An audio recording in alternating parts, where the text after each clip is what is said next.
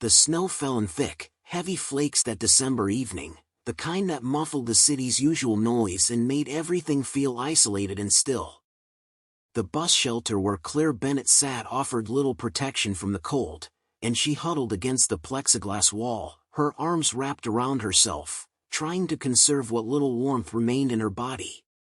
She was 28 years old, with blonde hair that fell in tangled waves past her shoulders, and she wore a thin olive-colored dress that had been meant for indoor wear, not for sitting outside in a snowstorm.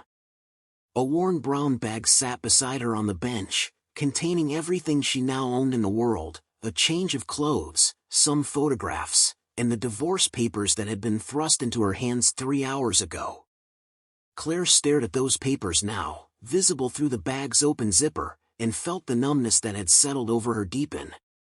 3 years of marriage ended because her body had failed to do the one thing her husband deemed most important. She tried to explain that there were other options, adoption, fertility treatments, but Marcus had been unmovable in his judgment. She was defective, useless, and he wanted her out of his house and his life. She had nowhere to go. Her parents had passed away years ago, and she'd lost touch with most of her friends during her marriage to Marcus, who'd preferred she focus on being a wife rather than maintaining outside relationships. She'd called her cousin Lisa, but Lisa was traveling overseas and wouldn't be back for 2 weeks. The women's shelter had been full with a waiting list, and the little money Claire had in her personal account would maybe cover a week in a cheap motel if she was lucky.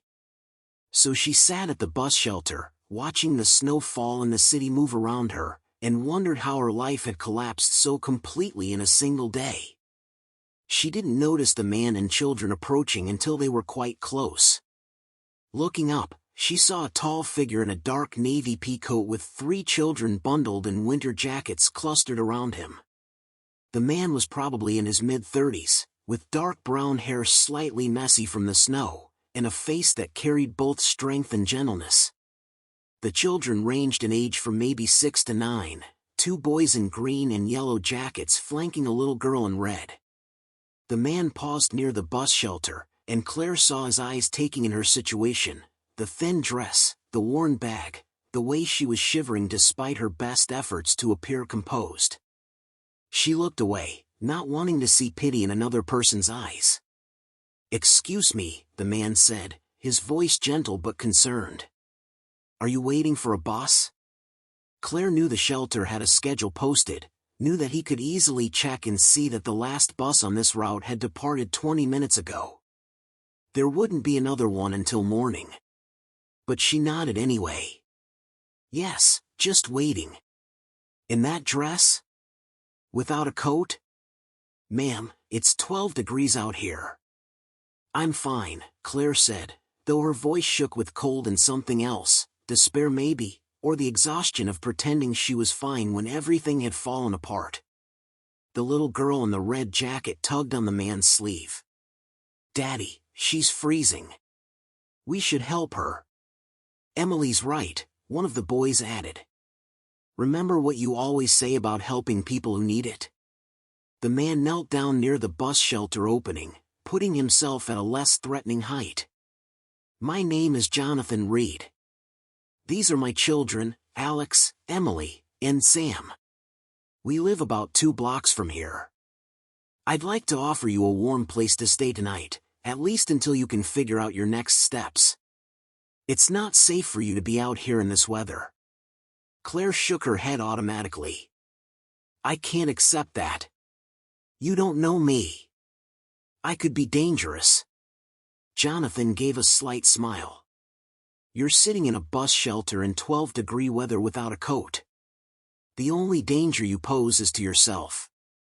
Look, I understand if you're wary of strangers, but I have 3 kids with me, which should tell you something about my intentions, and I can't in good conscience drive past someone who clearly needs help. So please, let us at least get you warm and fed. After that, if you want to leave, I'll call you a cab to wherever you want to go. Deal?" Claire looked at his face, at the genuine concern there, and at the 3 children watching her with the kind of open compassion that children have before the world teaches them to look away. And she thought about sitting in the shelter all night, about the very real possibility that she might not survive the cold, about how she had no other options that didn't involve slowly freezing to death. "Okay," she whispered. "Thank you." Jonathan helped her stand, and she realized just how weak the cold had made her. He immediately shrugged out of his own coat and draped it around her shoulders, leaving himself in just a sweater. "Sam, give me your hand. Alex, you hold Emily's. Let's get home." They walked through the snowy streets, a strange little group, until they reached a comfortable two-story house with warm light glowing from the windows. Inside, the home was cozy and lived in, with children's artwork on the refrigerator and toys neatly organized in bins near the living room. "Kids, go get changed into your pajamas," Jonathan said, helping Claire to the couch and wrapping a blanket around her. "I'll make some hot chocolate in a minute." "Can we make some for the lady too?" Emily asked. "Of course." As the children thundered upstairs, Jonathan disappeared into what Claire assumed was a bedroom and returned with a thick sweater and warm socks. "These were my wife's," he said quietly. "She passed away 18 months ago. I think she'd be happy knowing they were helping someone." Claire changed in the bathroom, grateful for the warmth of the sweater and the way the thick socks made her feet stop aching from the cold. When she emerged, Jonathan had hot chocolate waiting, along with sandwiches that she realized with embarrassment she was starving for. The children returned in pajamas, and they all sat around the kitchen table while Claire ate and Jonathan supervised homework.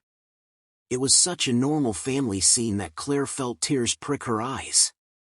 This was what she'd wanted, a home, a family, children. And she'd been cast out because her body had betrayed her. "Are you okay?" Emily asked, noticing Claire's tears. "Did someone hurt you?" Claire wiped her eyes. "I'm okay, sweetheart. Just grateful for your father's kindness." After the children were in bed, Jonathan made tea and sat across from Claire in the living room. "You don't have to tell me what happened," he said gently, "but if you want to talk, I'm here to listen." And Claire found herself telling him everything, about her marriage to Marcus, about the years of trying to get pregnant, about the tests that revealed she would likely never be able to conceive naturally, about Marcus's coldness, his growing resentment, and finally that afternoon, his announcement that he wanted a divorce, that he'd already found someone else, someone younger and more fertile, that Claire needed to pack her things and leave immediately. "He said I was broken," Claire finished, her voice barely above a whisper. "That I'd failed at the one job a wife is supposed to do. And he's right. I am broken. I can't give someone the family they deserve." Jonathan was quiet for a long moment, and when he finally spoke, his voice was firm but not unkind. "Your ex-husband is a cruel man and an idiot, and I say that as someone who knows exactly what it means to want children and to build a family." He gestured around the room at the toys and photos and evidence of 3 young lives. "My wife Amanda and I tried for years to have children, years of disappointment and heartbreak. And when we finally accepted that it wasn't going to happen naturally, we adopted all 3 of them, at different times, from different circumstances. And I can tell you with absolute certainty that they are my children in every way that matters. The inability to conceive doesn't make you broken, Claire. It just means your path to parenthood, if that's what you want, looks different than you planned." Claire felt something crack open in her chest, some tight knot of shame and grief that had been building all day. "But Marcus said, Marcus is wrong, and furthermore, a marriage, a partnership, is about so much more than reproduction. It's about companionship, support, shared dreams, building a life together. If he reduced you to nothing but your reproductive capacity, then he never truly valued you as a person. And that's his failure, not yours." Over the next few days, as the snowstorm continued and Claire remained in Jonathan's guest room, she began to see what a real family looked like. Jonathan worked from home as a financial consultant, running his own firm, but he structured his days around his children. He made them breakfast, helped with homework, attended Emily's dance recital and Alex's basketball game. He was patient when they squabbled, firm when they needed boundaries, and affectionate in a way that showed they were deeply loved. And the children, for their part, had accepted Claire's presence with the easy adaptability of youth. Emily declared Claire her new friend and insisted on showing her all her favorite toys. Sam, the youngest, asked endless questions about where Claire came from and what she liked to do. Alex, the oldest and most perceptive, simply offered quiet companionship and seemed to understand she needed space. "They like you," Jonathan observed one evening after the children were in bed. "That's not something they do easily." After Amanda died, they became wary of new people, afraid of getting attached and losing someone again. "I like them too," Claire said honestly. "They're wonderful kids. You've done an amazing job raising them on your own. It hasn't been easy, especially those first months after Amanda passed. I was drowning in grief and trying to hide it from them, and they were grieving too, and we were all just struggling through each day." Jonathan paused. "But we helped each other. They gave me a reason to keep going, and I gave them stability and reassurance. We became stronger together." On the fourth day, the snow had finally stopped, and Claire knew she needed to figure out her next steps. She couldn't stay in Jonathan's guest room forever. But when she mentioned finding a motel or a longer-term shelter, Jonathan shook his head. "I have a proposition for you," he said, "and I want you to really think about it before you answer." Claire waited, curious and slightly nervous. "I need help," Jonathan continued. "Running a business from home while managing 3 kids is possible, but exhausting. I'm looking for someone to help with the household management, someone who can be here when I need to travel for work, someone who can help with homework and meals and just keeping everything running smoothly. I'd pay a fair salary, provide room and board, and give you time to figure out your next steps.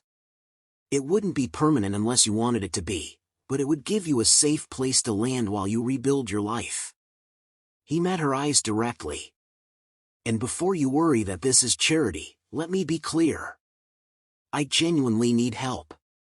Amanda handled so much of the household logistics, and since she died, I've been barely keeping up.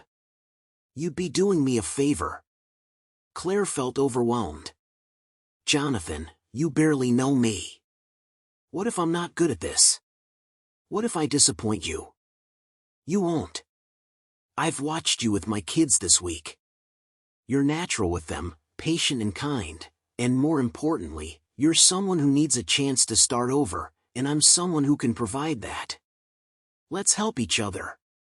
Claire accepted, and over the following weeks, she settled into the Reed household. She cooked meals and helped with homework and learned the rhythm of their family. She drove the kids to their activities and attended their school events. She organized the house and managed the grocery shopping and handled the 1,000 small tasks that kept a household running. But more than that, she became part of their lives. She learned that Emily loved to dance but was terrified of performing in front of people. She discovered that Sam had a gift for drawing and needed encouragement to share his art. She found that Alex worried about his younger siblings constantly, taking on too much responsibility for a 9-year-old, and needed permission to just be a kid. And Jonathan, busy as he was, noticed everything. He noticed how Claire's laughter had returned, how she'd started talking about maybe taking some online classes, how she'd filled out the paperwork for the local community college, thinking about getting a degree in early childhood education. "You're good with kids," he said one evening as they cleaned up after dinner while the children played outside. "You should consider making it a career." "I'm thinking about it," Claire admitted. "I never finished college. Got married young and Marcus didn't want me to work. But maybe now is the time to figure out what I actually want to do with my life." Amanda always said that sometimes the worst things that happen to us end up being the catalyst for the best changes. Jonathan paused in drying a dish. Losing her was the worst thing that ever happened to me, but it also taught me what really matters. It taught me to appreciate every day, to be present with my kids, to build a life based on love instead of just success. 6 months after that snowy December night, Claire was enrolled in college classes, working toward her degree while continuing to help Jonathan with the household. The arrangement worked well for everyone. The children adored her, Jonathan valued her presence, and Claire, for the first time in years, felt like she had purpose and direction. She was studying at the kitchen table one evening when Jonathan came home from a rare in-person meeting with a client. He looked stressed, running a hand through his hair in frustration. "Bad meeting?" Claire asked. "Complicated meeting. The client wants me to relocate to New York for 6 months to oversee a project. It's a huge opportunity, could really grow the business, but I can't uproot the kids from school and I can't leave them for 6 months." "What if you didn't have to leave them?" Claire said slowly. "What if I came with you? All of us. I mean, the kids could do remote learning for 1 semester, and I could manage the household in New York just like I do here. It would be an adventure." Jonathan looked at her with an expression she couldn't quite read. "You'd do that? Move to New York temporarily just to help me?" "You helped me when I had nothing," Claire said simply. "You gave me a home and a purpose and a family. Of course I'd do that." Jonathan sat down across from her, and Claire noticed he looked nervous, which was unusual for him. "Claire, I need to tell you something, and I don't want it to change our arrangement or make things awkward, but I can't not say it anymore." Claire felt her heart start to race. "Okay. I've fallen in love with you," Jonathan said quietly. "Not because you help with the kids or because you've made my life easier, though you have, but because you're kind and strong and brave, because you came back from being told you were worthless and proved that wasn't true, because my children love you and I trust their judgment completely, because when I think about the future, I can't imagine it without you in it." He held up a hand before she could respond. "I know this is complicated. I know you're still recovering from your divorce. I know there's a power dynamic here because I'm technically your employer, so I'm not asking for anything right now. I just needed you to know that you're important to me, that you matter, not as an employee or a nanny or a helper, but as a person I've come to care about deeply." Claire felt tears streaming down her face. "I love you too," she whispered. "I've been trying not to, trying to keep it professional, but I can't help it. You've shown me what love actually looks like, not possession or control or conditional acceptance, but respect and partnership and choosing each other every day." Jonathan reached across the table and took her hand. "I want you to know something. Your ex-husband made you feel like you weren't enough because you couldn't have children. But Claire, I have 3 children. I don't need you to give me a family. I already have one. What I need is a partner to share that family with, someone to build a life alongside. And I'd choose you, infertile and all, over anyone else in the world." They sat there for a long moment, hands clasped across the kitchen table, and Claire felt something settle deep in her soul. She'd been thrown away because she was deemed broken, but Jonathan had picked her up and shown her that she'd never been broken at all, just hurt and undervalued by someone who couldn't see her worth. They did move to New York for 6 months, all 5 of them, and it was chaotic and wonderful and exhausting. When they returned home, Jonathan asked Claire to marry him, and she said yes without hesitation. The children were flower girl and ring bearers at the wedding, and when the minister asked if anyone objected, Sam stood up and yelled, "No way, we love Claire." On their wedding night, after the children were asleep at Jonathan's parents' house, he and Claire lay together in the quiet of their bedroom. "Do you ever think about what Marcus said?" Jonathan asked gently. "About being broken?" Claire was quiet for a moment. "Sometimes, but then I remember that I have 3 incredible children who call me mom, that I have a husband who values me for who I am, not for what my body can or can't do, that I have a master's degree in early childhood education and a job I love at the Children's Center, that I have a life full of meaning and purpose and love. And I realized that Marcus was wrong about everything. I was never broken. I was just with the wrong person, someone who couldn't see what I had to offer. You have so much to offer, Jonathan said, pulling her close. You saved my family as much as I saved you that night. We were all just going through the motions, surviving but not really living. You brought joy back into this house. You reminded us that it was okay to laugh again, to hope again, to love again. Years later, at Emily's high school graduation, Claire sat with Jonathan and watched their daughter receive her diploma. Sam and Alex sat on her other side, both of them taller than her now, both of them successful in their own pursuits. My mom, Emily said in her graduation speech, once told me that sometimes the worst things that happen to us end up being the best things in disguise. She was thrown away because someone couldn't see her value, but that led her to our family, to a father who needed help and 3 kids who needed a mom. And now I can't imagine life without her.